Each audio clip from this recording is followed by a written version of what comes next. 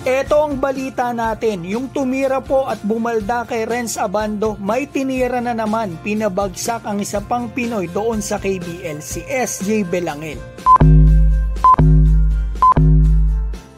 So eto mga kaibigan, panoorin po natin yung game ni SJ laban dito sa Goyang Carrot Jumper. Nandito sa team na ito ang isa pa po nating kababayan, si Alex Cabagnot. At syempre yung nasa gitna na kalaban, yung big man, yan po yung tumira at bumalda kay Abando ng ilang araw o mga linggo kasi hindi nga man lang makaihi na mag-isa ang pambato natin o makapag-CR ayon dun sa balita sa Korea. So ito makikita natin yung ginagawa ni SJ at mamaya makikita nyo yung ginawa ng import ng kalaban kay SJ. Talagang sportsman-like pero walang pito. Grabe yun, nireview pa nila, yun ang malupit.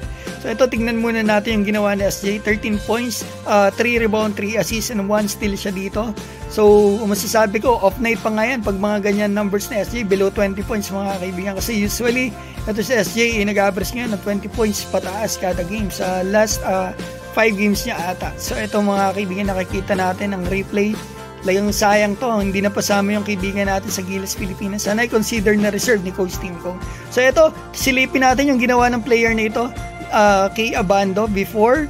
So ito, makikita naman natin yung gagawin niya kay SJ mga kaibigan. Nasa gitna si SJ wala sa kanya ang bola, bigla na lang pagpunta niya sa gitna bigla na lang siyang pinabagsak ni Onuaku.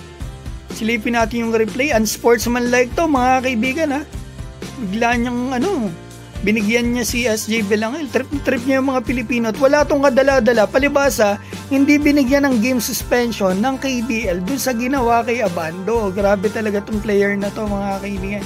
Dapat binibigyan talaga ng suspension pag ganun para madala. So kita nila, hindi nadadala. Nagawa pa rin ng ganun. Pero mas matindi yung mga officials. Hindi man lang binigyan ng unsportsmanlike o foul man lang.